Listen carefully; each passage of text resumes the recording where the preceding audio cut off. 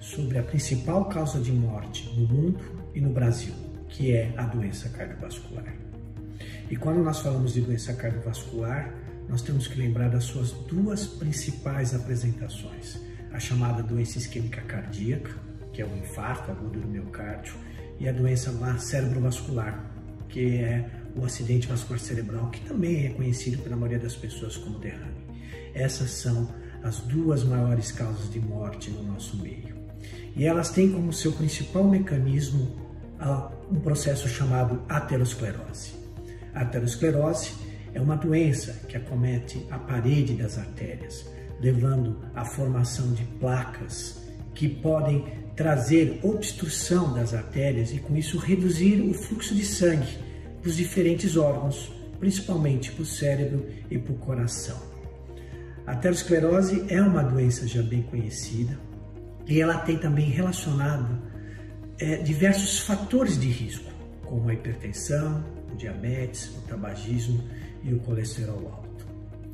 Mesmo nessa época da pandemia da Covid-19, a doença cardiovascular, a doença isquêmica cardíaca de causa aterosclerótica e a doença cerebrovascular permanecem como a principal causa de morte e internações.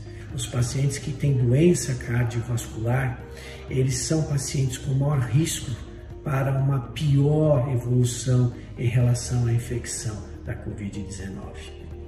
Por isso, mesmo nesse momento que todos nós estamos preocupados e nos protegendo em relação à infecção da Covid-19, o cuidado com seu coração continua sendo muito importante. Você não deve deixar de fazer suas avaliações periódicas e seus exames preventivos.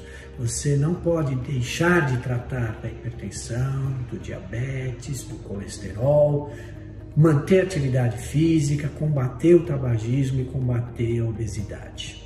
A presença de dor no peito aos esforços, ou mesmo em repouso, com suor frio, um cansaço inexplicável para atividades, são sinais que algo de errado pode estar acontecendo com o seu coração. E com isso você deve procurar o seu médico, fazer os exames que ele solicitar para confirmar esse diagnóstico e manter o tratamento da sua doença e dos seus fatores de risco. Lembre que todas as instituições que for receber você para atendimento ou para realização de exames estão preparadas com rígidos protocolos relacionados à Covid-19, protocolos de higiene, de distanciamento, além de se garantir o uso de máscara. E esses são cuidados que você deve manter, mesmo que já tenha sido vacinado.